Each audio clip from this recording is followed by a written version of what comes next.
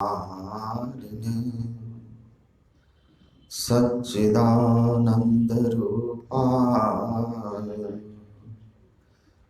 रामाय गुरवे नमः।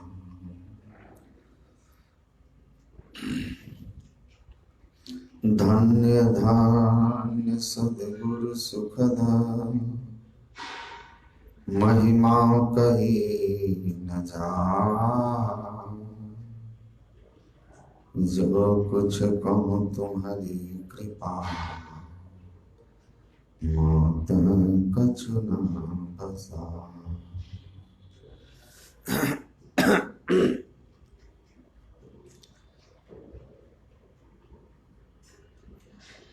परमाराध्य की हेतु की कृपा से जिस उपलक्ष्य में यहाँ त्रिदिवसीय संतमत आध्यात्मिक पथ सत्संग का आयोजन कराया गया, वह सौभाग्यशाली क्षण आज हम लोगों के साथ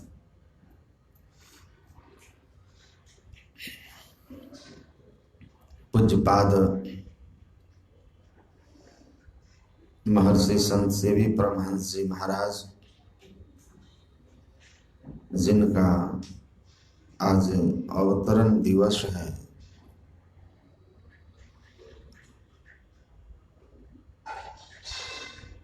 हम लोग यहाँ उपस्थित हैं और उन्हीं की वाणी में है कि बसंत का आगमन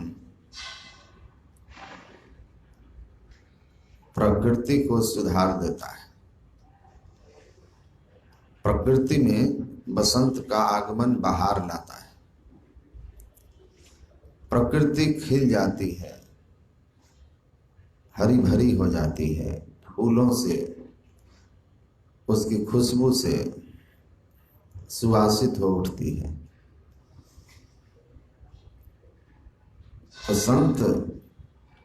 बसंत का आगमन प्रकृति को सुधारती है और संत का आगमन और अवतरण संस्कृति को संवारने और सुधारने के लिए होता है।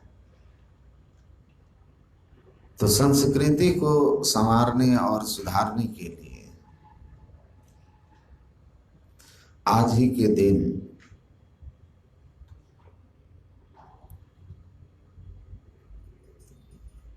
सौ वर्ष पहले आज उनकी 101वीं जयंती है, वो इस धराधाम पर पधारे।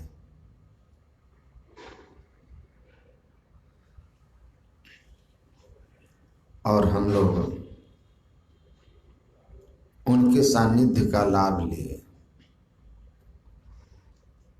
जिनको उनका सानिध्य लाभ मिला वे तो सौभाग्यशाली हैं ही, लेकिन जिनको उनका भौतिक शरीर का सानिध्य नहीं मिला, उनके ज्ञान का सानिध्य भी कल्याण के लिए कम नहीं है। परमाराध्य गुरु महाराज कहते थे, चिट्ठी आधी मुलाकात होती है। उसी तरह संतों की वाणियां, उनसे मुलाकात ही समझना, उनका ज्ञान।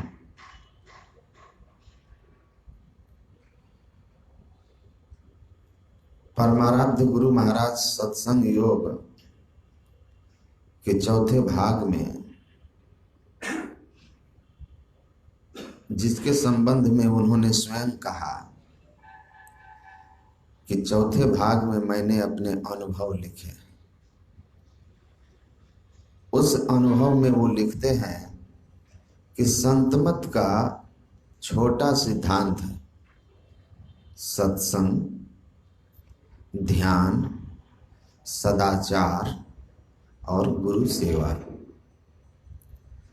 इन चारों में गुरु सेवा की सबसे विशेष महिमा है। जिनमें गुरु सेवा आ जाती है, बाकी के सारे गुण उसमें गुरु कृपा से स्वाभाविक ही आ जाते हैं। अर्थात गुरु सेवा सबसे बड़ी सेवा है और सबसे कठिन सेवा है।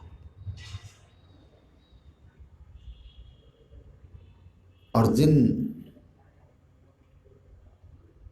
महापुरुष के हम लोग जयंती समारोह में पधारे हैं, उस कठिन सेवा में इतिहास में सबसे लंबी गुरु सेवा के प्रमाण हैं।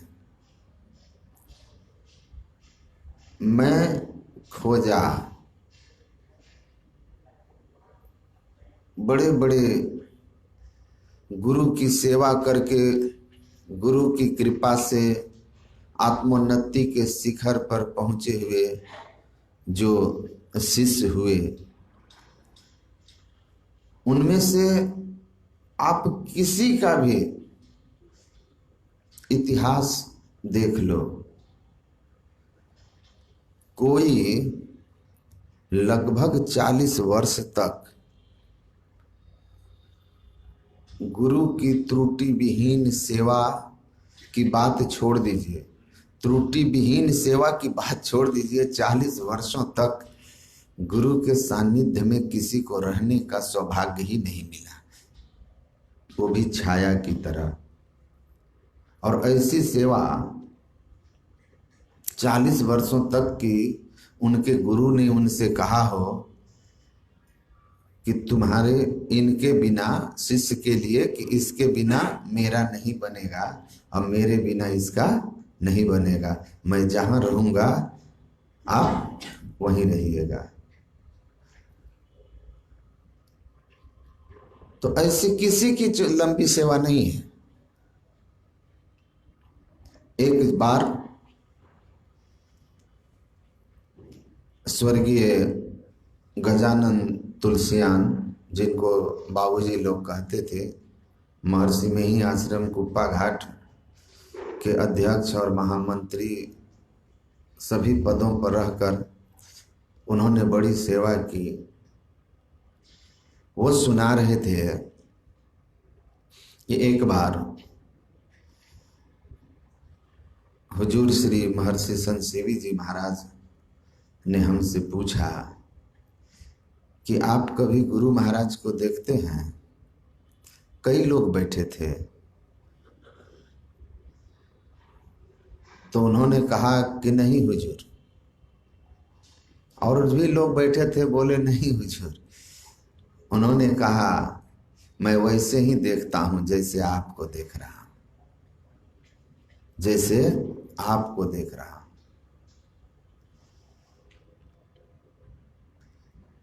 गुरु महाराज के शरीर त्यागने के बहुत दिन बाद की यह घटना थी जो वो सुना रहे थे। स्वामी विवेकानंद जी महाराज, आपको पता है, बड़े गुरु भक्त थे,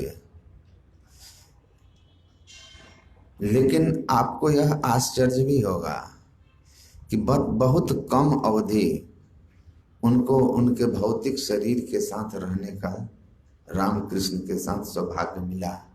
और अपने गुरु के पूर्ण होने का विश्वास भी अंतिम में हुआ। नहीं तो जब तक सानिध्य में रहे वो उनकी परीक्षा लेते रहते थे कि जैसा कहते हैं वो ऐसा है कि नहीं है। और पूज्यपाद महर्षि संत सेवी परमहंस जी महाराज के प्रवचन में है यही बात कि स्वामी विवेकानंद तो कुछ साल ही रहे, मुट्ठी भर, साल 2 साल, और तब भी उनको अंत में जाकर के अपने गुरु के पूर्ण होने का विश्वास हुआ। मैं 1939 से सानिध्य में आया 1949 से लगातार छाये की तरह 8 जून 1986 तक, जब तक सदगुरु का हमारा पार्थिव शरीर रहा, उनके सानिध्य में था, लेकिन मुझे कभी अपने गुरु के पूर्ण होने पर कोई संशय नहीं हुआ, कोई संशय नहीं हुआ। तो ऐसी श्रद्धा, संशयात्मा विनश्यति श्रद्धावान लभते ज्ञानम, जिनकी ऐसी श्रद्धा, ऐसी निष्ठा, और इतिहास में सबसे लंबी सेवा, आनंद कब आए? भगवान बुद्ध 79 ईयर्स तक इस दुनिया में रहे। आनंद भी समर्पित शिष्य के तरह थे, लेकिन वो सेवा में भी कुछ कंडीशन के साथ थे। आप जानते हैं कि सेवा में आए जब बुद्ध की उम्र 60 से अधिक हो गई, तो उन्होंने शर्तें लगा दी थी। समर्पित शिष्य थे, उनकी गुरु सेवा को मैं प्रणाम करता हूं, विवेकानंद की सेवा को प्रणाम करता हूं, लेकिन सच्चाई है जो ग्रंथ में है कि उन्होंने कहा, बुद्ध मैं आपकी सेवा में रहूंगा, लेकिन अगर मैं आपके सेवा में भोजन बनाने के क्रम में रह गया और आप उपदेश किए, तो आपको आकर फिर हमको उपदेश सुनाना होगा। लोग अगर कोई महंगी वस्तु हमें देंगे तो वो मैं नहीं पहनूंगा। कोई आपसे मिलने आए तो वो पहले मेरी इजाजत लेगा तब मिलेगा। बुद्ध की कृपा से आनंद पूर्ण भी हुए, बुद्ध उनकी सेवा से प्रसन्न भी हुए, और गुरु कृपा पाकर आनंद ने अपने बुद्ध के शरीर त्यागने के महज 6 महीने के बाद ही बौद्धत्व को प्राप्त भी हुए। उनकी भी सेवा महान थी, लेकिन कुछ कंडीशन के साथ थे। लेकिन शिष्य तो ऐसा चाहिए जैसा माटी मोय आपा सौंपे कुभार को, जो कचित होय तो होय। ये तो महर्षि संत सेवी जी महाराज में ही था। कोई शर्त नहीं थी, कोई शर्त नहीं थी 40 सालों तक। सुंदर दास जी महाराज का पहला जन्म जग्गा जी के रूप में था, पुनर्जन्म हुआ, फिर सुंदरदास बन के आए, लेकिन 2 जन्म में भी उन्होंने अपने गुरु की सेवा में 40 वर्ष नहीं पूरा कर सके।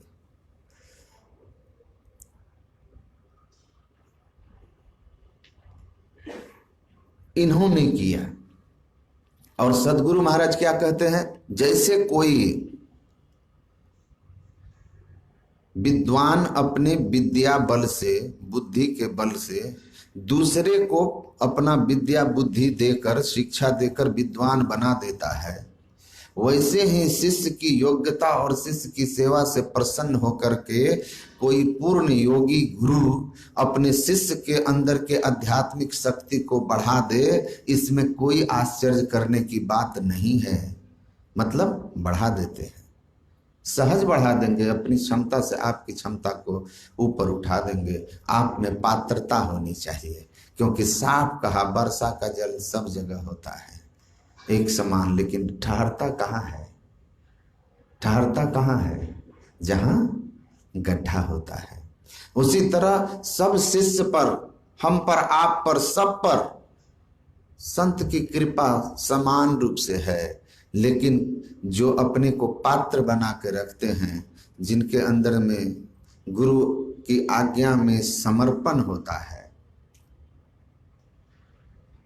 वो सतपात्र शिष्य गुरु की कृपा को प्राप्त करके अपने आप को धन्य धन्य कर लेता है, कृत्य कृत्य कर लेता है।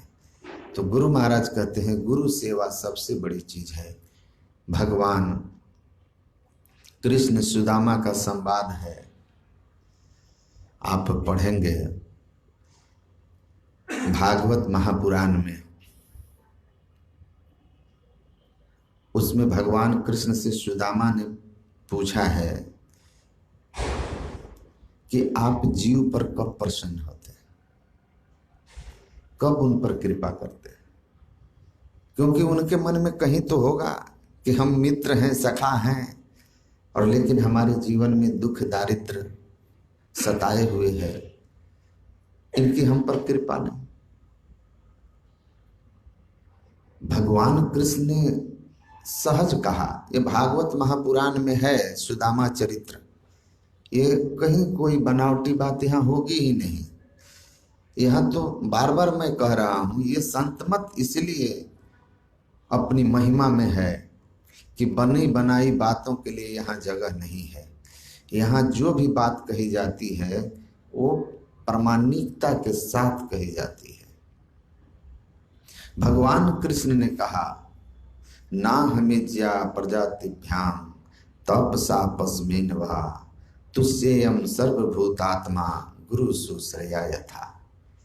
हे मित्र, न किसी को ब्रह्मचर्य व्रत धारण करने से, न गृहस्थ धर्म के नियमों का पालन करने से, ना ही किसी के वानप्रस्थी या संन्यास ग्रहण कर लेने से मैं उस पर प्रसन्न होकर के उसको अपनी कृपा पात्र समझता हूँ या कृपा करता हूँ। तो किस पर ईश्वर की कृपा होती है? कहते हैं, जो शिष्य अपनी सेवा से अपने गुरु को प्रसन्न कर लेता है, सभी जीवों के अंतरात्मा के रूप में विराजमान मैं परमात्मा उस पर शीघ्र ही कृपालु हो जाता हूँ। मेरी कृपा पाने का क्या आधार है? गुरुपद पंकज सेवा तीसरी भक्ति अमान। अहंकार को छोड़ करके गुरु की सेवा। मैंने एक पुस्तक लिखी है, ज्ञानप्रद कहानियाँ। उसमें जो अभी आचार्य श्री हैं हम लोगों के, महर्षि हरिनंदन परमहंस जी, उनके प्रवचन का उसमें एक वो कहानी है, अंश से लिया गया है। वो सुनाते हैं कि गुरुपद पंकज सेवा तीसरी भक्ति अमान, अहंकार छोड़कर कैसी सेवा होती है, उस पुस्तक में हमने लिखा है। वहां पर वो सुनाए हैं एक संस्मरण। मनिहारी आश्रम कुप्पा घाट के बनने के पहले 1934 से लेकर 1961 तक संतमत के केंद्र के रूप में था। सदगुरु महाराज के साथ सभी हुजूर श्री और शिष्य वहीं रहते थे। तो गुरु महाराज के चौके में बिना स्नान किए कोई नहीं प्रवेश करता था, और चौका का कार्यभार पूज्यपाद आचार्य श्री करते थे, वर्तमान आचार्य। गुरु महाराज को स्नान कराने के बाद पूज्यपाद महर्षि संतसेवी परमहंस जी महाराज स्नान करते थे।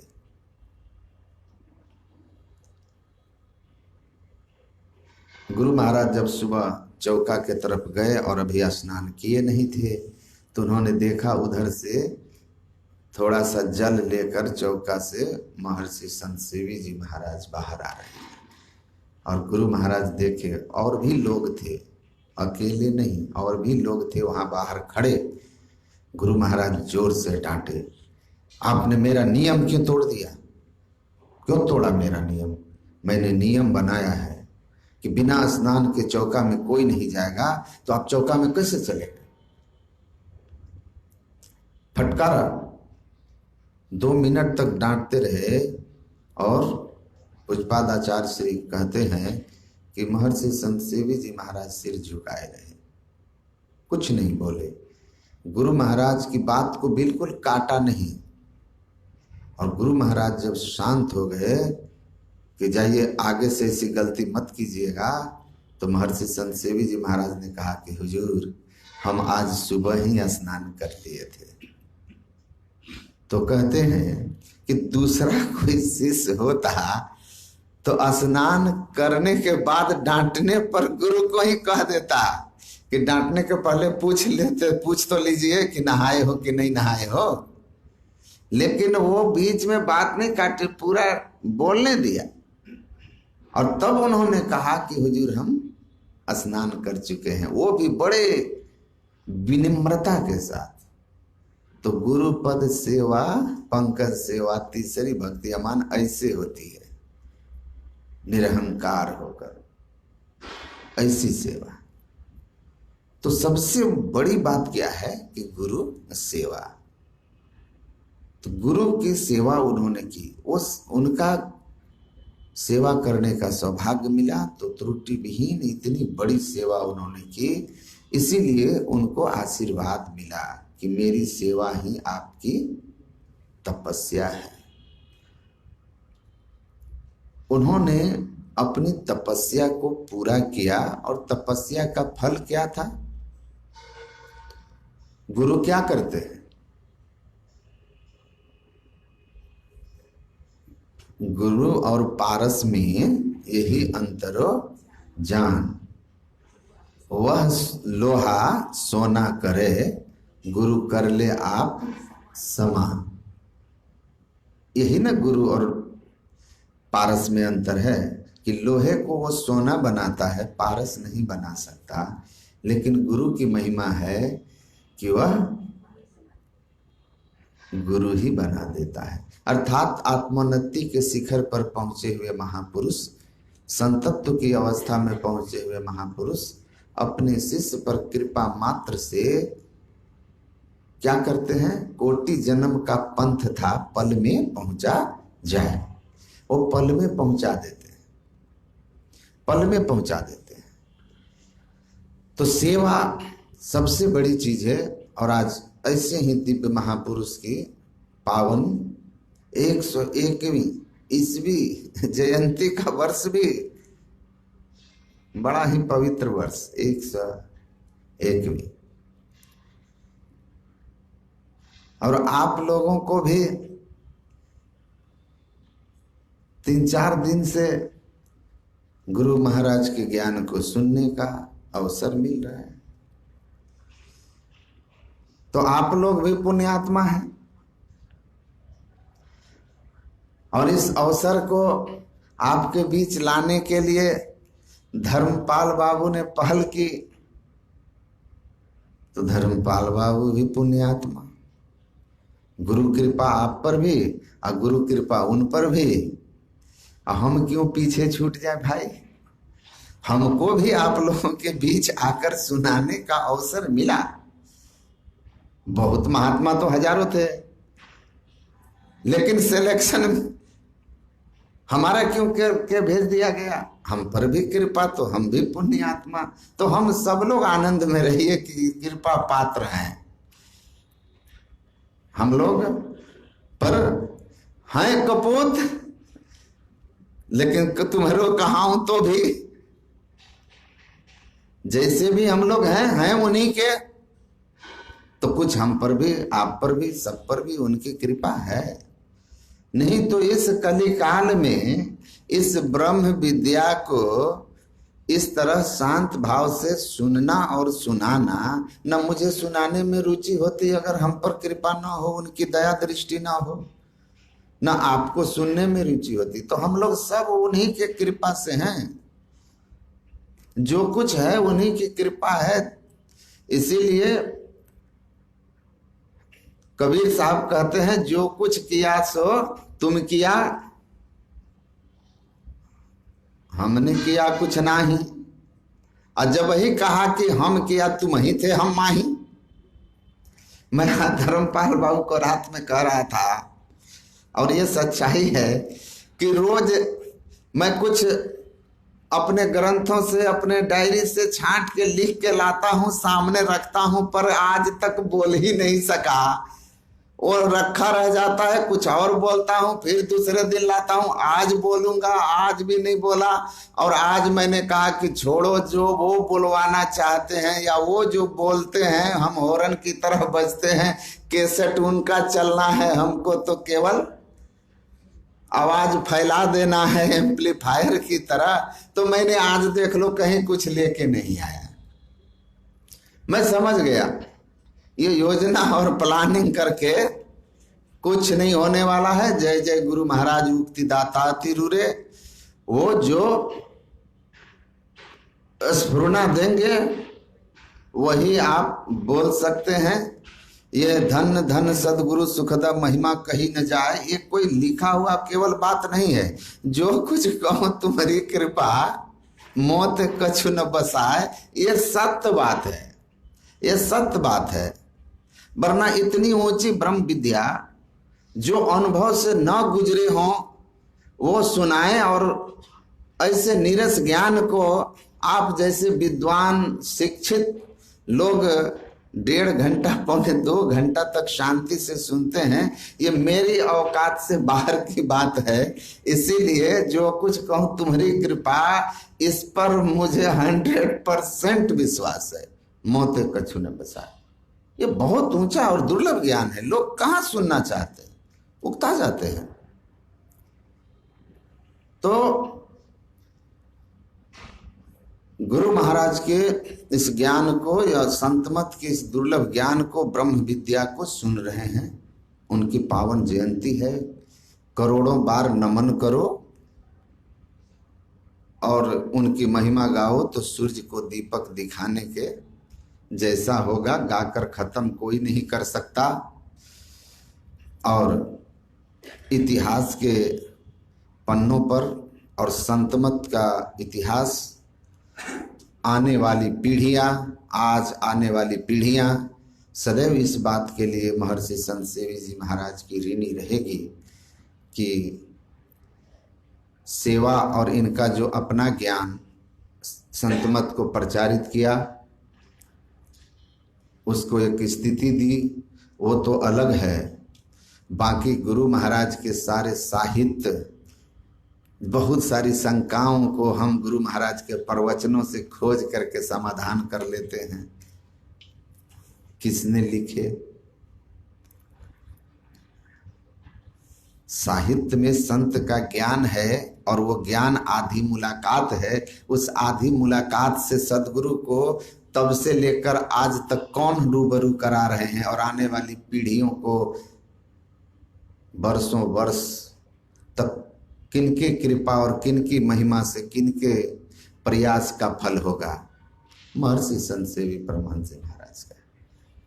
तो संतमत सदैव ऋणी रहेगा, सदैव इनके चरणों में नतमस्तक रहेगा और इनकी महिमा सदैव रहेगी। बुद्ध रहेंगे, आनंद रहेंगे, रामकृष्ण परमहंस रहेंगे, तो स्वामी विवेकानंद रहेंगे।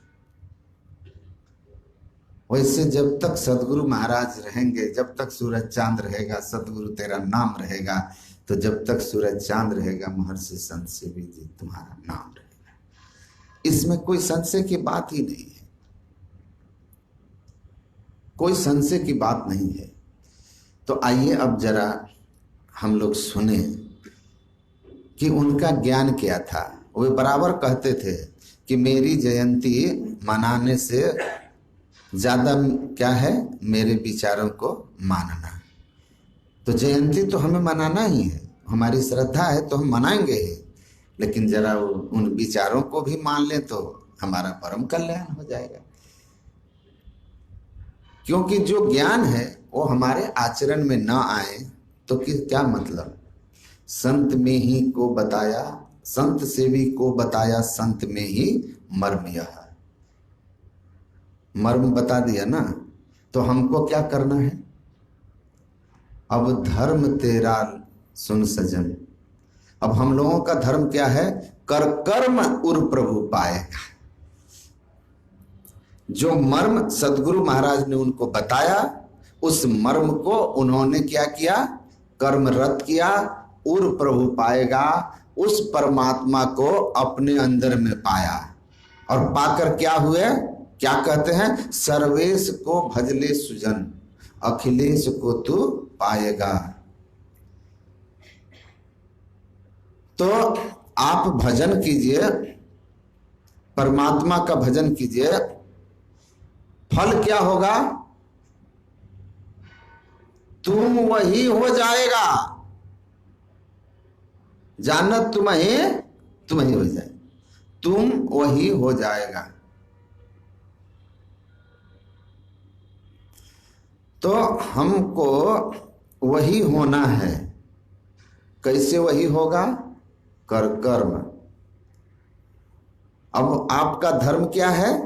कर कर्म। कर्म करना है। कौन सा कर्म करना है? जो बताया गया है। क्या बताया गया? कर्म नहीं करोगे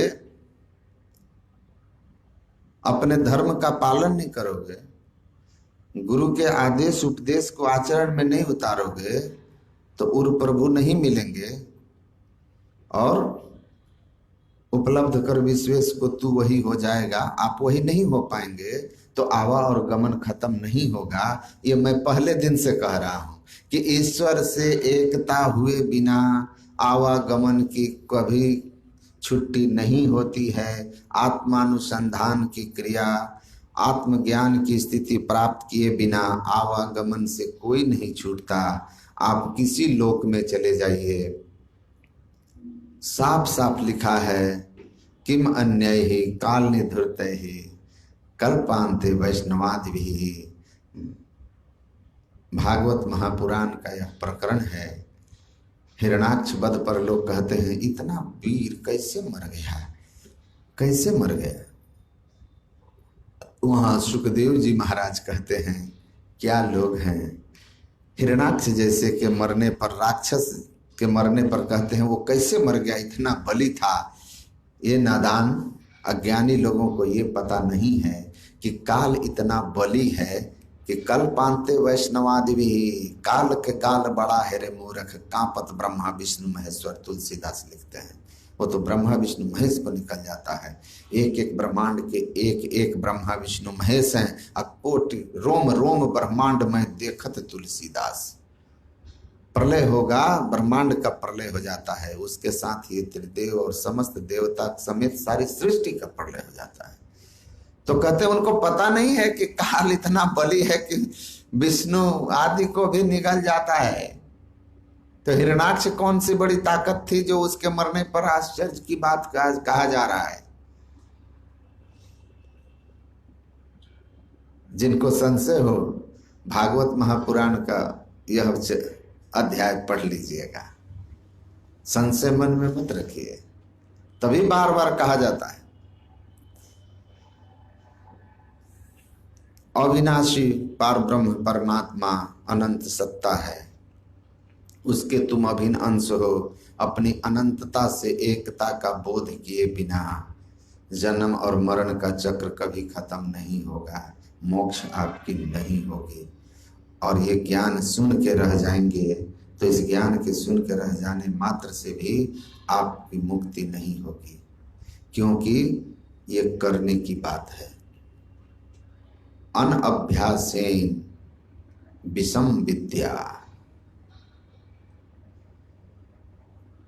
अनभ्यासेन विषम विद्या मतलब जो ज्ञान आप सीखते हैं वो अगर आपके अभ्यास में नहीं है, कर्म में नहीं है, आचरण में नहीं है तो विषम विद्या, वो विद्या विष बन जाता है, जहर बन जाता है, अहंकार को केवल बढ़ाता है। और अहंकार में आदमी जब अहंकार बढ़ जाता है तो सदगुरुदेव महाराज कहते हैं अहंकार से सब कुछ बिनसे। कितनी भी ऊंचाई पर वो पहुंचा हुआ हो, अहंकार अगर हो गया है तो पतन के गर्त में उसको जाने से कोई नहीं रोक सकता, क्योंकि अहंकार रूपी बीमारी का इलाज यही है कि उसको गर्त में जाना होगा। यही इलाज है, विनाश होता है। इसलिए अहंकार को ही केवल बढ़ावा देता है, केवल बढ़ावा देता है। इसलिए सांसारिक उपलब्धियां आपके जीवन में विद्या से आ जाए, कथा कहानियां उपदेश देकर लोगों से आप धन दान ग्रहण करके बड़े बड़े अट्टालिकाएं बना सकते हैं, बड़ी महंगी महंगी गाड़ियों में चढ़ सकते हैं, लेकिन अंततः आपकी दुर्गति हो जाएगी। इसलिए इलम पढ़े पर अमल नहीं, अमल बिना इलम खाक है जी। इलम पढ़े और अमल करे तिन पर मेरा दिल मुस्ताक है जी। पंटू साहब कहते हैं विद्या पढ़ लिया, आचरण में नहीं उतारा तो वो विद्या खाक है, अब उस विद्या को जानने वाला भी खाक है। कल मैं कहा था कि अधीत्य चतुरो वेदान बहुशास्त्राणि नेक्षः अब्रह्म तत्त्वम न जानाति दर्विपाक रसम यथा, कि सारे वेद पुराणों को पढ़ने के बाद भी अगर ब्रह्म तत्व को नहीं जाना, केवल शास्त्र ज्ञान में रह गए, अनुभव के निधिध्यासन और अनुभव की ओर आप नहीं बढ़े, तो वह ज्ञान कैसा है? कलछी के ज्ञान की तरह, कि सब तरह के पनीर बटर में भी चलेगा, शाही पनीर में भी चलेगा, हाँ, शिमला मिर्च में भी चलेगा, साउथ इंडियन, पंजाबी, सारे डिश में चलेगा, इंडियन, अमेरिकन, कॉन्टिनेंटल, फ्रेंच, जितने डिश हैं, ताई, थाई, सब कलछी चल लेगा। लेकिन पूछिए किस नमक किस में कम, किस में ज्यादा, मिठाई में रस मीठा कौन कम कौन ज्यादा, उसका कोई स्वाद वो नहीं बता सकता। वैसे ही ज्ञान पढ़ करके ध्यान न किया तो वो ज्ञान आपका कलछी के तरह है, उसकी कोई महिमा नहीं रह जाती है। आप ब्रह्मानंद की कोई अनुभूति नहीं कर सकते, क्योंकि कबीर साहब ने कहा सुनी की है नहीं, देखा देखी बात। अनुभव के स्तर पर चलो, निधिध्यासन, ध्यान करो और अनुभव की ओर बढ़ो, तब जाकर आप उस ब्रह्मानंद को प्राप्त करोगे। तो विषयानंद का आकर्षण छूटेगा, आकर्षण छूटेगा। हम लोग ध्यान और ज्ञान, जो ज्ञान है थ्योरी का, उसको प्रैक्टिकल होना चाहिए। तो जो आप सत्संग में सुनते हैं ये थ्योरी है, और बैठ करके जब करते हैं तो वो प्रैक्टिकल है। अब प्रैक्टिकल से जो फिर थ्योरी कंफर्म होता है तो दृढ़ता रहती है। और जैसे जैसे आप ध्यान करेंगे और आप अपने लक्ष्य की ओर बढ़ेंगे, अंतर मार्ग का पूरा डायग्राम आपको पता है, तो आपका विश्वास दृढ़ होते जाएगा और साधना में उत्साह बढ़ते जाएगा, क्योंकि दिशा सही है और आनंद आपको मिल रहा है।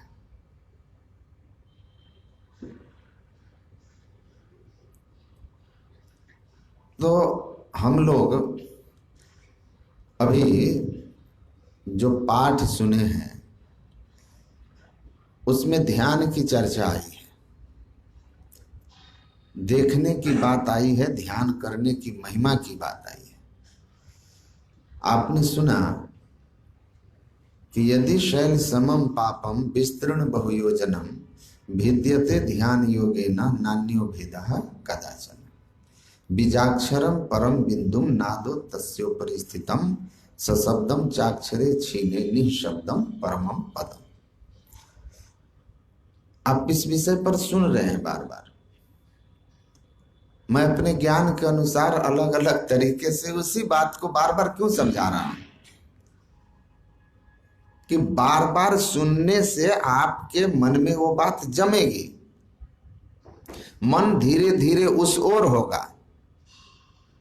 महाभारत की एक कथा सदगुरु महाराज बराबर सुनाते थे कि युधिष्ठिर जी को पांडवों को मारने की योजना बनाई दुर्योधन ने शकुनी से मिल करके, तो एक काशी में वारणावत एक लाक्षागृह बनाया जो अति ज्वलनशील पदार्थ से बना था। कहा किसी तरह पांडवों को वहां भेज दो,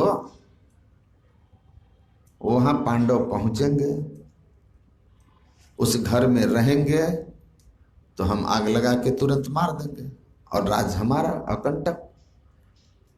तो कहा कि कहोगे काशी जाने के लिए तो वो लोग सावधान हो जाएंगे, क्योंकि जानते हैं शत्रु है, इनकी कोई साजिश है, ये अपनी इच्छा से जाए, स्वप्रेरित होके जाए। तो कहा कैसे प्रेरित होंगे? तो पहले ये लोग काशी गए, काशी में कुछ दिन रहे, वहां से लौटे, और तब बार बार जब भी युधिष्ठिर के सामने ये लोग होते, काशी की महिमा, काशी की सुंदरता, काशी में रहने का आनंद, ये सब खूब सुनाते थे। और सुनते सुनते उन लोगों का मन, युधिष्ठिर का मन काशी की महिमा सुनते सुनते काशी की ओर जाने का हो गया। जाने बिनु न हो ही प्रतीति, बिनु प्रतीति हो ही नहीं प्रीति।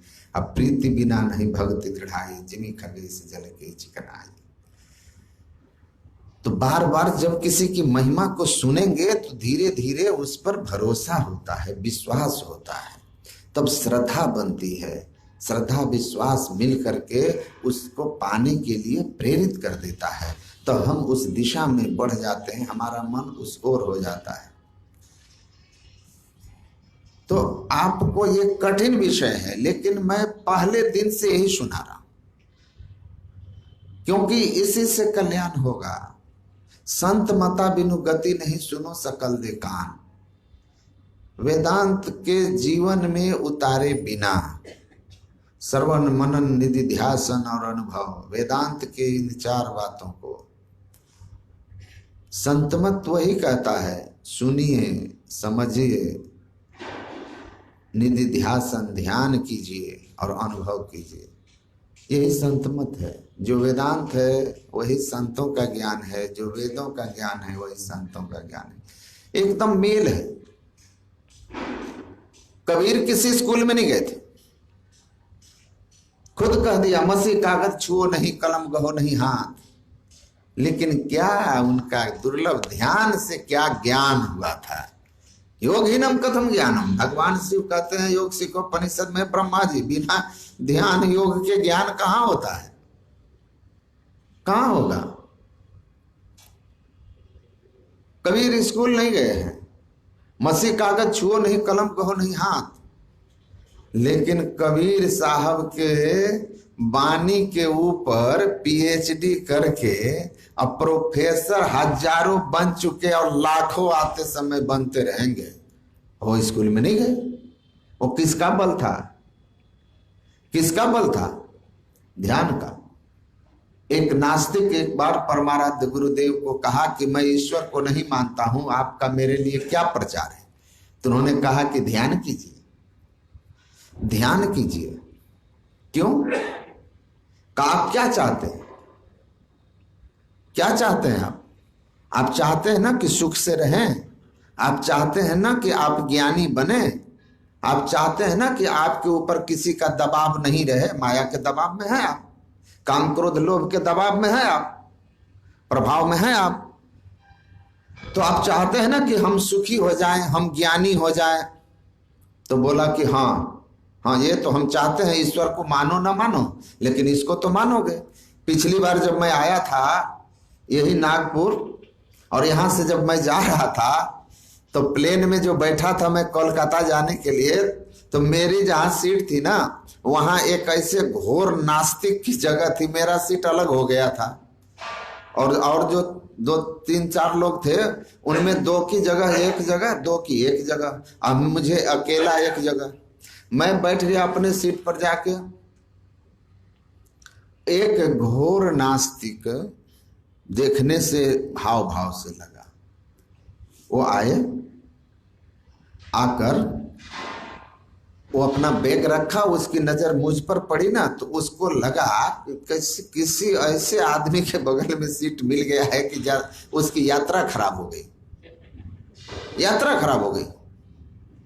मैं मन में सोचा, जिस तरह उसके चेहरे का भाव था ना, मुझे लगा कि वाह, आज तक तो ऐसे ही लोगों के बीच रहे हैं जो साधु जान करके हमको बड़ा गदगद होते हैं कि आइए महाराज आपके सानिध्य में हम एकदम से पुण्य पुंज बिनु मिल ही न संता, सत्संगति संस्कृति कर अंता।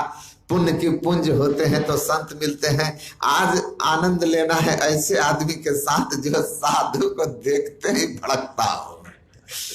तो इसका भी आनंद है, उसका भी आनंद है। बड़े सम्मान मिलने पर हो सकता है साधन ना हो, सम्मान ज्यादा हो तो अहंकार हो जाएगा, नहीं हो जाएगा। लेकिन एक चीज हमेशा याद रखना चाहिए, जैसा शेक्सपियर लिखते हैं, wise is one who when smells flowers looks around the coffin. ज्ञानी आदमी वही होता है, समझदार आदमी वही होता है जब वो फूलों की खुशबू को लेते हुए भी अर्थी को नहीं भूलता है। औकात पर रहना चाहिए, है ना, औकात पर रहना चाहिए। याद रखो कि अंत में आपकी हैसियत एक मुट्ठी राख से ज्यादा कुछ नहीं होने वाली है। होगी? नहीं होगी।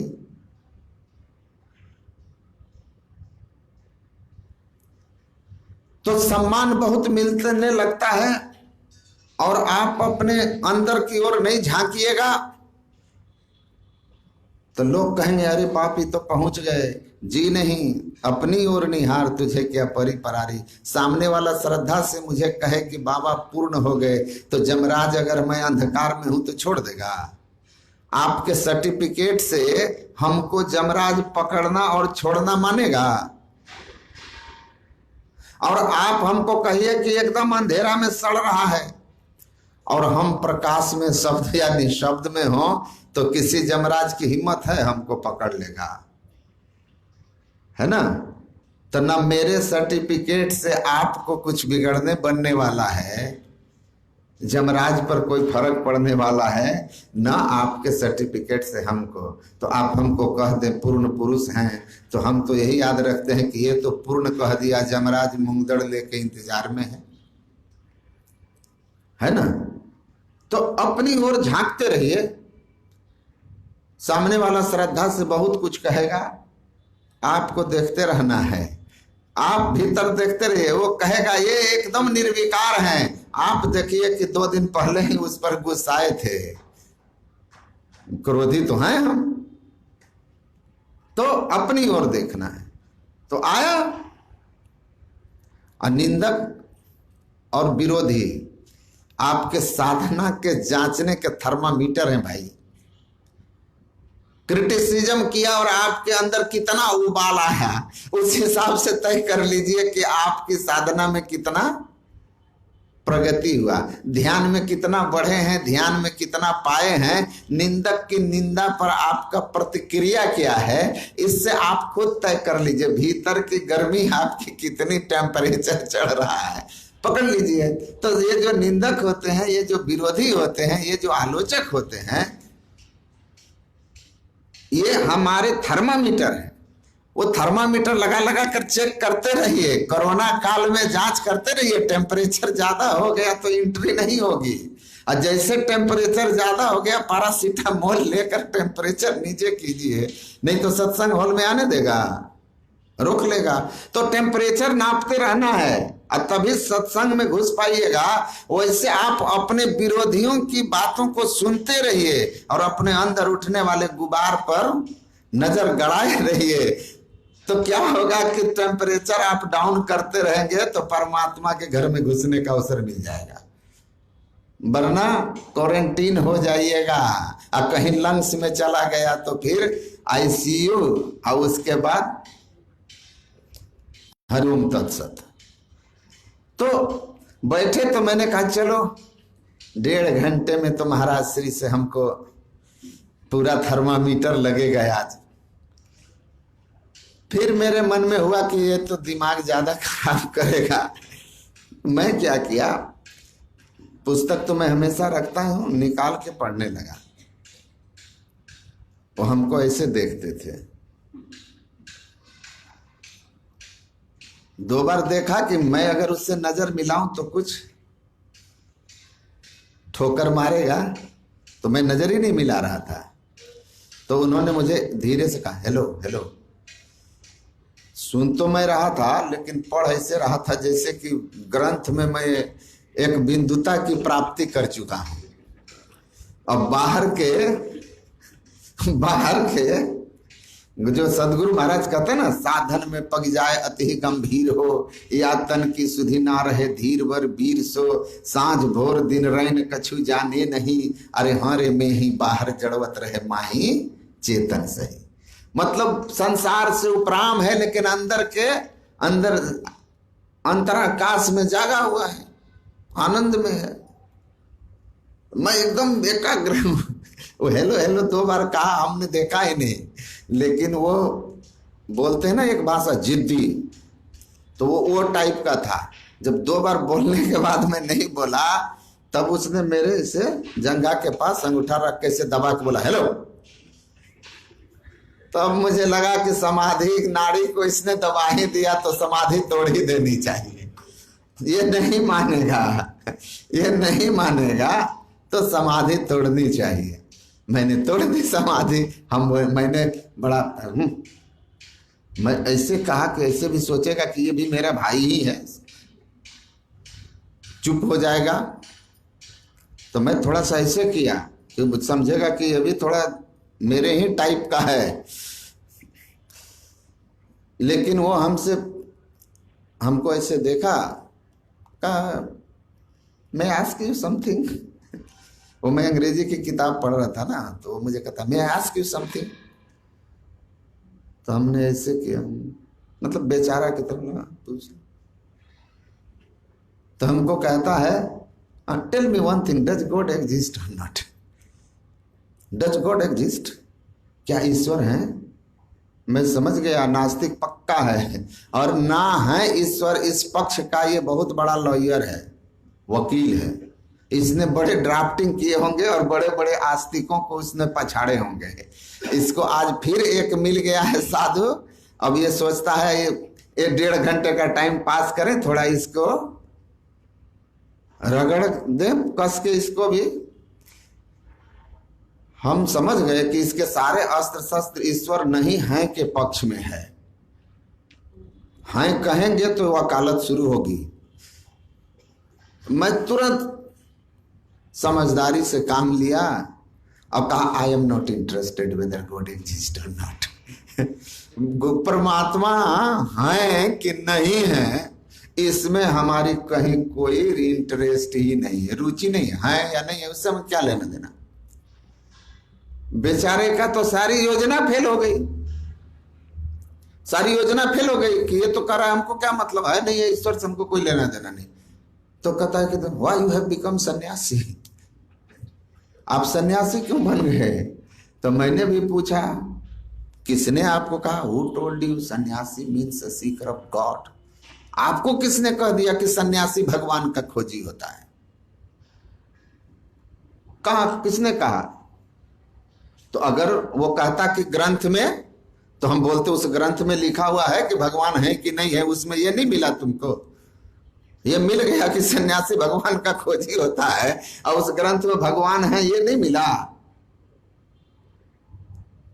लेकिन वो कहता है, वो एक इस तरह से नहीं बोल के आगे थोड़ा विनम्र भाव से बोला कि आप क्यों सन्यासी, भगवान के खोज में नहीं हो तो किस लिए, वही बता दो।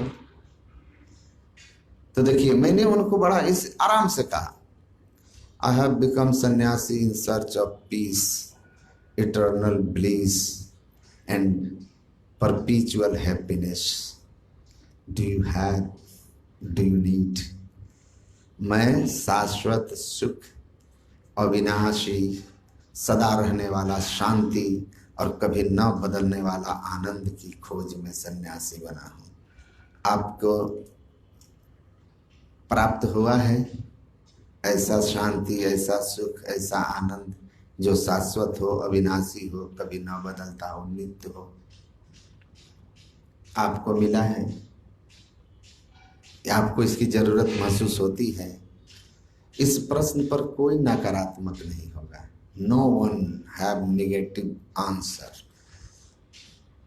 कोई ना नहीं कहेगा कि नहीं मुझे नहीं चाहिए।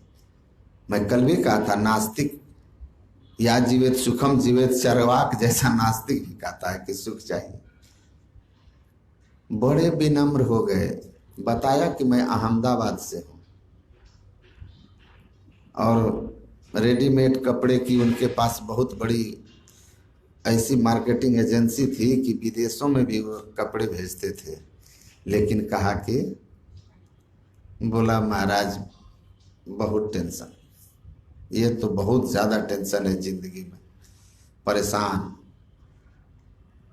तो सब कुछ है, मकान, दुकान, बंगला, गाड़ी, सब कुछ होगा, परेशान क्यों है? एक चीज उसके जीवन में नहीं है। तो मैंने उनको कहा कि हमारे गुरुजी ने हम लोगों को बताया, समझाया कि मास फागुन मस्त होई के किए बहुत बनाव हो, आ ऊंचे महलन जड़ित मनगन सुख तबहु नहीं पाओ। कूल भल अरु रूप भल अरु तिरिया भल पायो सही, अशांति तबहु ना मिले बिनु ध्यान के सपनहु कहो। आप ध्यान करते हैं तो कहा कि ध्यान नहीं करते, नहीं ध्यान नहीं करता तो ध्यान करो। जिस सुख को महल अटारी और ऑडी फरारी में नहीं खोज सके चल करके, वो सुख आपको ध्यान करके मिल जाएगा झोपड़ी में भी। और उसी सुख शांति और आनंद की खोज है। और जब ध्यान करने लगोगे तो आगे चल के आपको खुद ही पता चल जाएगा कि कोई आनंदमय अनंतम अनंत सत्य अनंत ज्ञान में ईश्वर है या नहीं है। आप खुद प्रमाण हो जाओगे। तो यही बात गुरु महाराज ने कहा। अब मैं उसी बात को अपने ढंग से वहां अप्लाई कर दिया उनके ऊपर कि नास्तिक हो, ध्यान करो। ध्यान करोगे तो सुख मिलेगा, ज्ञान बढ़ेगा, और ज्ञान में इतने बढ़ोगे कि तुम स्वयं ही जान जाओगे कि ईश्वर हैं। गुरु महाराज ने कहा ईश्वर हैं, और वहां तक नहीं भी पहुंचे तो जीवन में शांति में रहोगे। पर ध्यान का विकल्प इस संसार में सुखी होने का कुछ और है ही नहीं। कोई करोड़ों उपाय कर ले, लेकिन जब तक वो ध्यान नहीं करेगा जीवन में सुख शांति की अनुभूति नहीं कर सकता। इस बात को अच्छी तरह से हम लोगों को समझ लेना है। तो महापुरुष या भी हम लोगों ने सुना कि ध्यान करने से क्या होता है हमारे जीवन में। हम कहते हैं ना हमारे भाग्य में, भाग्य क्या है? भाग्य कहाँ बनता है? भाग्य किसको कहते हैं? डेस्टिनी किसको कहते हैं? Destiny is not created in heaven by any gods और goddess, but what is destiny? Destiny is nothing but our previous result of our previous karmas. हमारे पीछे के किए हुए कर्म, पीछे के जन्म के किए हुए कर्म, शुभ और अशुभ हमारे भाग्य बन के आते हैं। इस जन्म में हम स्वयं उसके जिम्मेवार होते हैं, वो हमारे हाथों होता है। स्वामी विवेकानंद जी कहते हैं कि ऐसा तुम्हारे जीवन में कुछ भी नहीं घट सकता जिसके लिए तुम स्वयं जिम्मेवार ना हो। तुम स्वयं जिम्मेवार ना हो। As you sow you reap. जो बोओगे वही काटोगे। आपे बीजे आपे पावे, नानक हुक्मी आवे जाए। कर्म ना जायते जंतु कर्म नैव विलीयते, सुख दुखम भयम क्षेमम कर्म नैव विपद्यते। हमारा कर्म। कई लोग ऐसा समझते हैं, कहते हैं कि भगवान की इच्छा से। याद रखिए, भगवान आपको सामर्थ्य शक्ति देते हैं, करना आपकी मर्जी होती है। अगर सब कुछ भगवान ही तय कर देते तो फिर भगवान हमसे पाप करा के, कोई जज हमको कहे मर्डर करो और फिर कहे कि फांसी देंगे, वो जज को आप कहिएगा न्यायकारी है? पावर हाउस से आपके घर में बिजली आई, ये भगवान है। लेकिन उस बिजली के प्रकाश में आप सदग्रंथ पढ़ोगे कि कुछ और पढ़ोगे? टेलीविजन देखोगे तो उसमें क्या देखोगे? उस बिजली का उपयोग आप किस रूप में करोगे? ये आपकी स्वतंत्रता है। कर्मण्येवाधिकारस्ते, भगवान ने आपको कर्म करने का अधिकार दिया है। और तब वो उस शक्ति आपको दे दी और उसका उपयोग की स्वतंत्रता आपको दे दिया कि आप उस शक्ति से विचारोगे कैसा। तुलसी यह तन खेत है, मन वच कर्म किसान, पाप पुण्य दो बीज हैं, बुने सुलिवे निदान।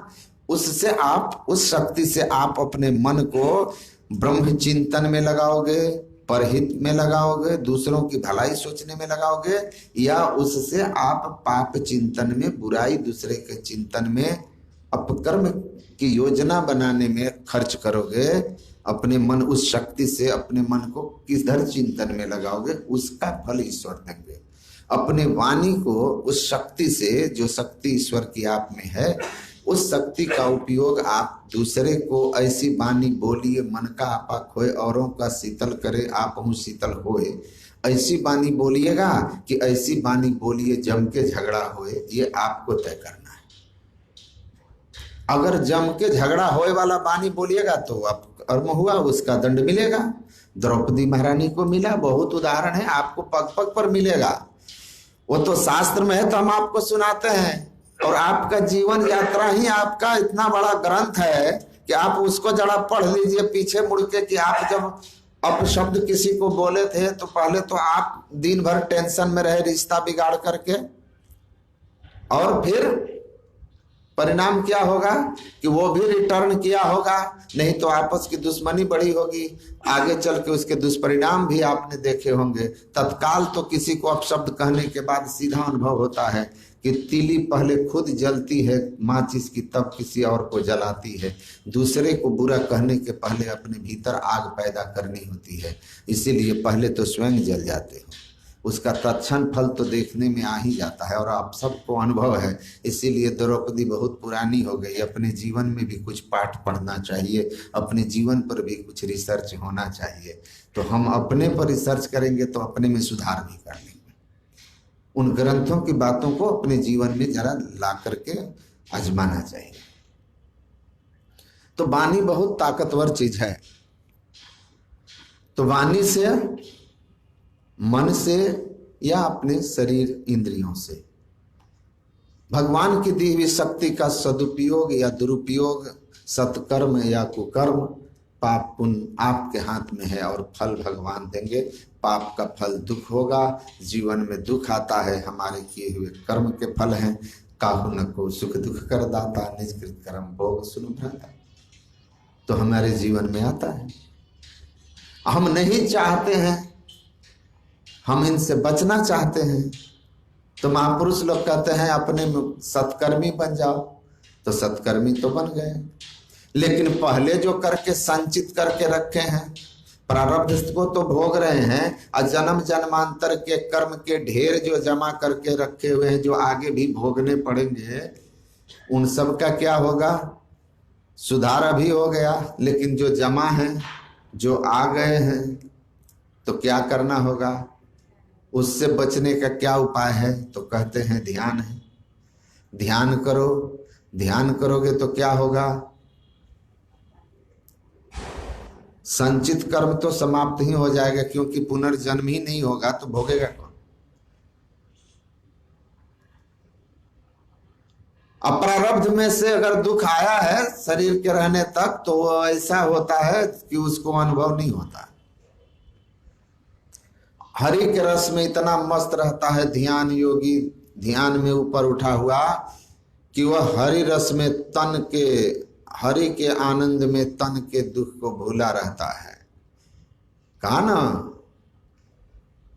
गुरु नानक देव कहते हैं कि ये मद तो उतर जाएगा, लेकिन वो मद जब चढ़ता है नाम खुमारी, दिन रात चढ़ा रहता है, और उस नशे में इतना आनंद है कि शरीर पर आने वाले कष्ट को अनुभव नहीं करता। दुनिया को भले लगे कि इसके शरीर में घाव है, दर्द हो रहा होगा जैसे मुझे होता है, लेकिन वहां तो स्थिति है कि देह रहे संसार में, जीव राम के पास, दादू कछु व्यापे नहीं, काल जाल जम त्रास।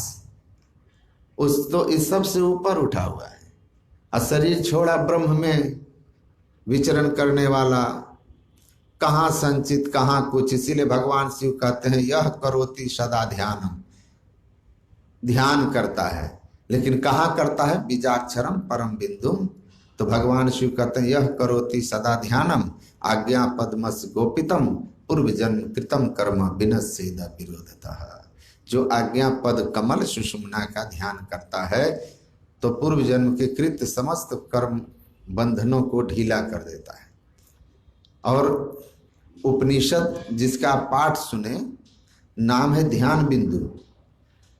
ध्यान करो बिंदु का, ज्योति का, ज्योतिर्मय बिंदु का।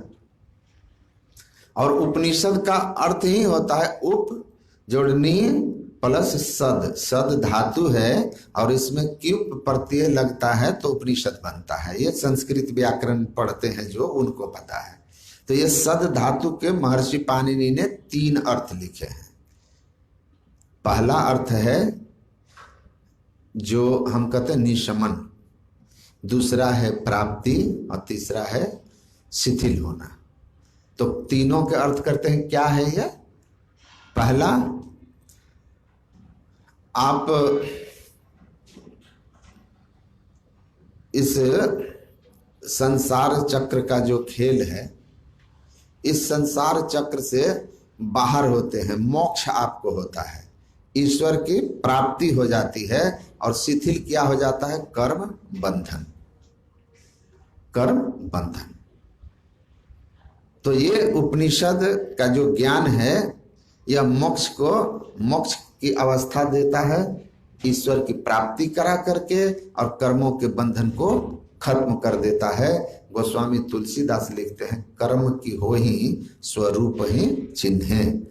आत्मज्ञानी को कर्म का बंधन नहीं होता, वो तो पत्र पत्र मीवांभसा न लिप्यते स्वपापे न पद्म पत्र मीवांभसा। भगवान कृष्ण कहते हैं पाप उसको छू नहीं पाता, स्पर्श नहीं कर पाता, कर्म बंधन जल गया।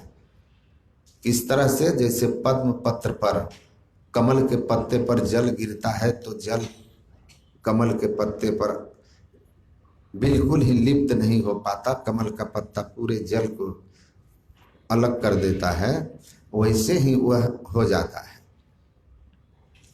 ऐसी उसकी स्थिति रहती है, कर्मों के बंधन में नहीं बनता, मुक्त हो चुका है। जन्मों के, जन्म के पाप के जो कर्म मंडल में प्रभाव रहता है, उस कर्म मंडल के ऊपर चला गया है, स्वरूप में स्थित हो गया, कर्म मंडल के ऊपर चला गया।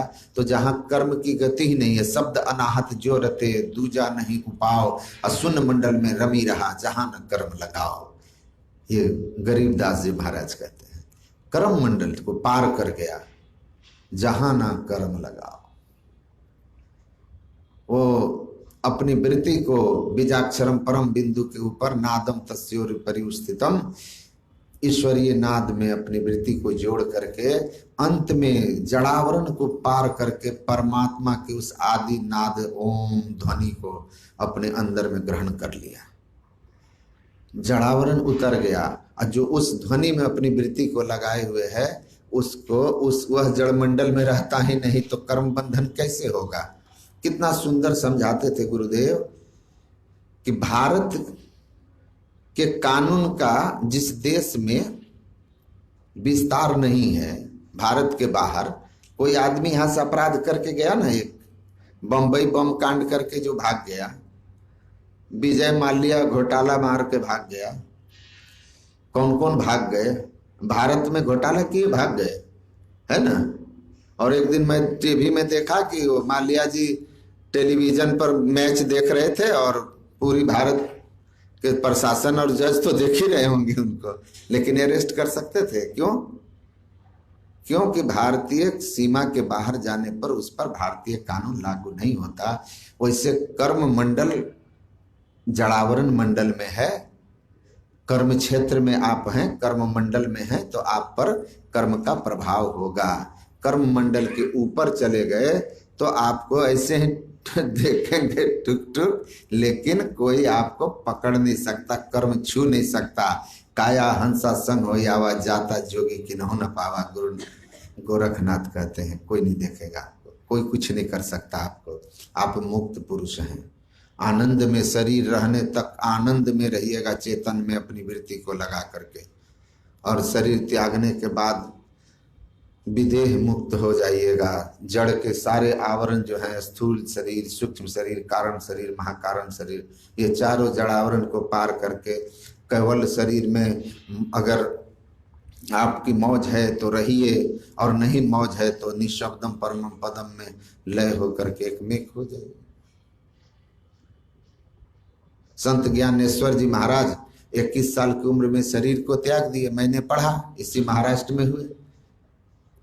शरीर को त्याग दिया और उनके शिष्यों ने पूछा तो उन्होंने कहा मेरा काम था हो गया, मेरी शरीर की आयु तो लंबी थी लेकिन मुझे अब लगता है कि मुझे अब यहाँ रहना ठीक नहीं, तो मैं अब चला। तो 21 साल में ही शरीर छोड़ दिए। प्रारब्ध कहाँ उनको रोक सका।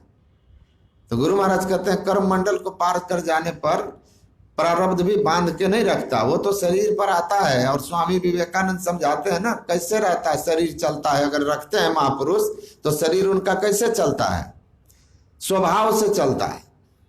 जैसे कार का चक्का तेजी से घूमते घूमते कार से अलग हो जाए तब भी वो कुछ दूर तक दौड़ते रहता है, वैसे प्रारब्ध क्रियमान और संचित समस्त कर्मों के बंधन से मुक्त हो करके वो वैसे ही बस स्वभाव से शरीर चल रहा है, पर उसके अंदर कोई फोर्स नहीं है कर्म बंधन का जो उसको खींच रहा है। वो मुक्त पुरुष है। जली हुई रस्सी, देखने में रस्सी लगती है पर वो बांधने में सक्षम नहीं है। वैसे ही वह संसार में कर्मरत हमारे आपके तरह दिखते हैं, लेकिन कर्म का बंधन उनके ऊपर नहीं होता है। मुक्त पुरुष है। तो ध्यान की इतनी महिमा है कि भगवान कहते हैं मुहूर्तमपि यो गच्छेन नासाग्रे मनसा सह सर्वम तरति पापानाम तस् जन्म सतार्जितम। सैकड़ों जन्म का पाप एक बार दोनों दृष्टि की धार सुषुम्ना में जाकर अंतः प्रकाश का दर्शन कर लिया तो 100 जन्म के पाप को नष्ट करने में वह प्रकाश, सुषुम्ना के दर्शन के प्रकाश में इतना सक्षम, इतना बल है। अश्वमेध सहस्राणी वाजपेयी शतानि च। सैकड़ों अश्वमेध जग और हजारों वाजपेयी जग जैसे दुर्लभ जग जो आज संभव नहीं है करके कोई जितना पुण्य अर्जित करता है, सुषुम्ना ध्यान करने से, इस बिंदु ध्यान करने से और उस बिंदु के एकमात्र एक झलक मिलने से, उस बिंदु में प्रतिष्ठित हो जाने से जो पुण्य होता है उसके 16वें अंश के बराबर 100 वाजपेयी हजार अश्वमेध यज्ञ का पुण्य नहीं है। और ये हमारी बात नहीं है, ये वेद उपनिषद और कृष्ण आदि के ज्ञान है और इस पर आपको विश्वास करना चाहिए। आप अगर वैदिक धर्मावलंबी हैं, अगर आप नहीं करेंगे तो किससे आप उम्मीद करते हैं कि आपके धर्म ग्रंथों का आदर करें और उसको अपने जीवन में उतारे? कौन, किससे अपेक्षा होगी आपकी? तो इतनी इसकी महिमा है और इतनी इसकी सुंदर व्याख्या अंदर की सारी यात्रा ऋषियों ने की, उसको देखा और देख करके उस ज्ञान को हम लोगों के सामने रखा है।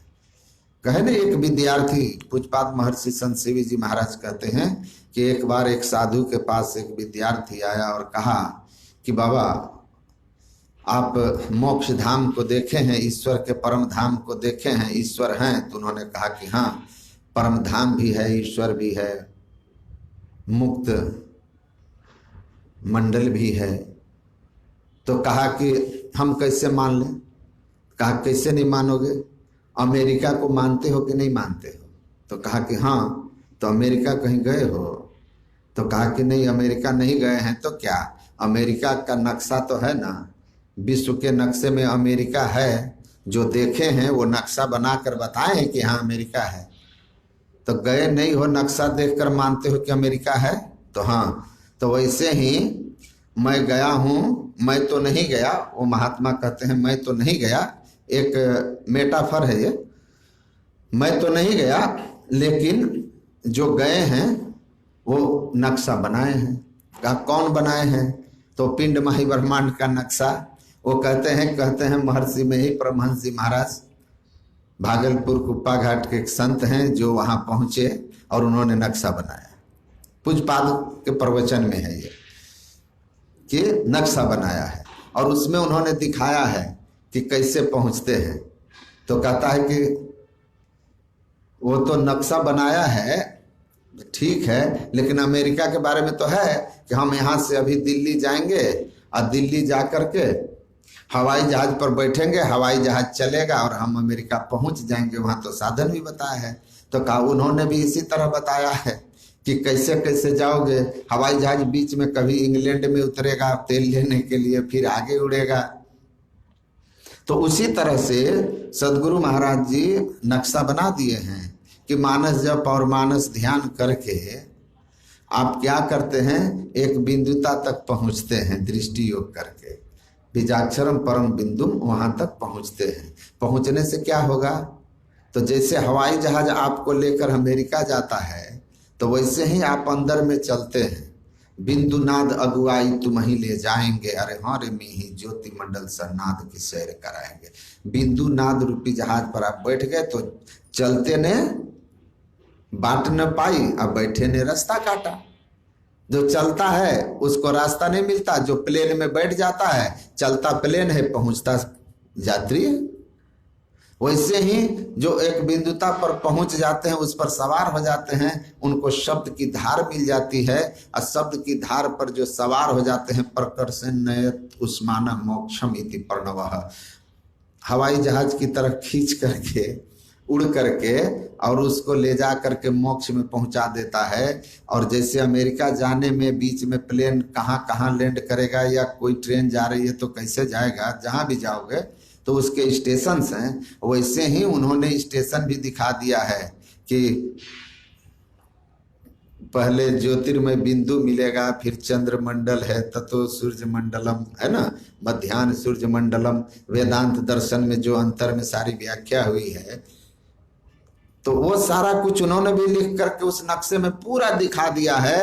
अब सुने भी अभी पाठ में कि सुरति दरस करण को जाति तकती तीसर तिल खिड़की, ज्योति बिंदु ध्रुवतार इंदु लखी लाल भानु झलकी, अब विविध बजत विविध विधि अनहद सोरा 5 मंडलों की। तो एक एक मंडल स्टेशन के तरह हैं और उनके बढ़ते जाओ, एक बिंदुता, चंद्रमंडल, सूर्य मंडल, सुन महासुन भंवर गुफा उटपु हो, चैतन्य मंडल निःशब्दम परमम पदम। तो अंतर पथ का भी सारा स्टेशन, सारे जो दर्शन के अलग अलग जो भी अलग अलग अंदर के स्थान हैं, यात्रा के क्रम में अंतर पथ पर चलने के क्रम में मिलते हैं, सब कुछ पिंडमाही ब्रह्मांड के अंदर में लिखा गया। और संतों ने उसकी व्याख्या की है।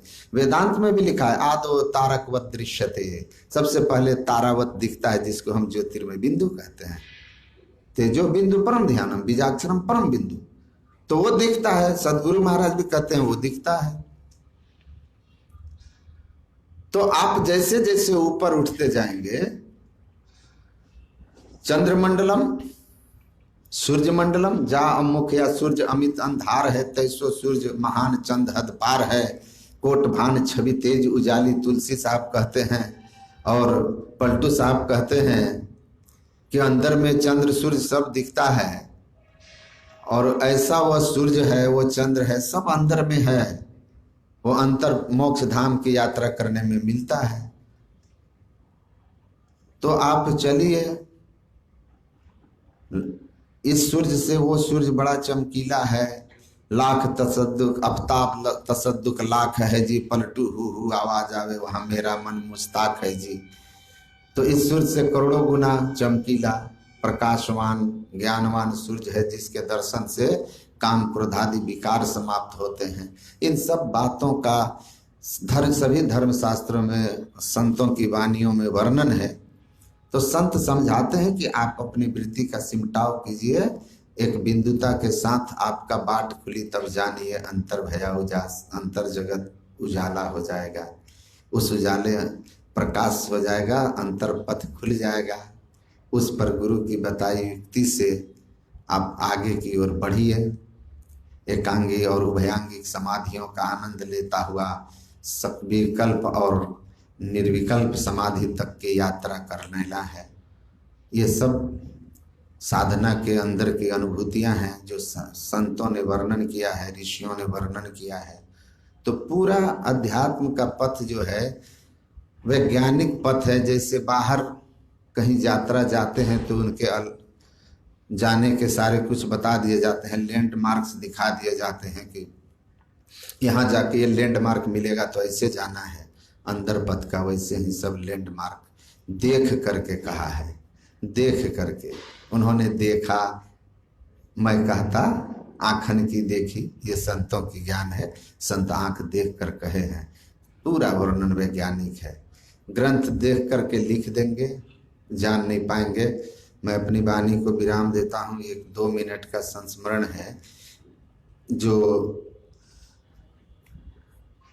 जगदीश काश्यप थे, प्रिंसिपल VC थे नालंदा इंस्टीट्यूट के, बौद्ध पाली भाषा के बहुत बड़े विद्वान, और भगवान बुद्ध पर उन्होंने अभिधम पिटक पर उन्होंने बहुत मोटा 5000 पन्नों का टीका लिखा था। तो वो बार बार कहते थे कि भगवान बुद्ध की मैंने 5000 पन्नों में सेवा की है। सदगुरु महाराज के सानिध्य में आए, इतने प्रभावित हुए सदगुरु महर्षि में परमहंस जी महाराज से कि कहा कि मुझे साक्षात बुद्ध ही मिल गए, और गुरु महाराज से उन्होंने दीक्षा लिया। एक दिन पूज्यपाद जिनकी पावन जयंती समारोह है, उन्होंने जगदीश काश्यप जी से पूछा कि आपने ये एकांगी और उभयांगी समाधि क्या है? तो उन्होंने कहा कि आप कहाँ पढ़े हैं? तो पूज्यपाद ने कहा कि भगवान बुद्ध की जो सेवा आपने 5000 पन्नों में की है, उसी पन्ने में पढ़ा है, मतलब आपने ही लिखा है। तो हंसने लगे और कहे, लिख तो दिए हैं लेकिन हम खुद भी समझे नहीं हैं, मतलब कलछी ही हैं। तब पूज्यपाद कहते हैं कि समझे नहीं, बस लिख दिए। तो हाँ। फिर उन्होंने कहा कि आप कृपा करके बता दें।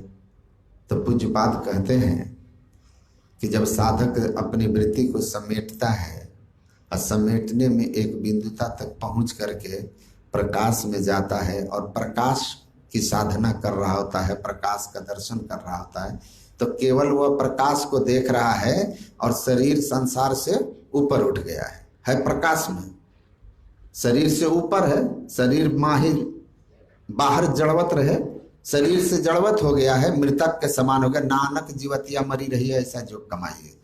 शरीर मृतक भाव में, मतलब सुख दुख से ऊपर उठा हुआ है, सांस प्रश्वास की गति बंद है, बिल्कुल मुर्दा सा है, लेकिन भीतर से चेतनता है, तो प्रकाश में है।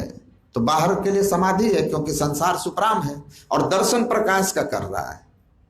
तो एक प्रकाश के दर्शन का सुख ले रहा है संसार से उपराम होकर के, इसको एकांगी समाधि कहते हैं। और उभयांगी समाधि क्या है? कहते हैं कि प्रकाश के साथ जब वो शब्द साधन करने लगता है और लखत सुनत सुख लहत अद्भुति में ही प्रभु मिलते। देखने के साथ साथ जब नाद अनुसंधान की क्रिया शुरू कर देता है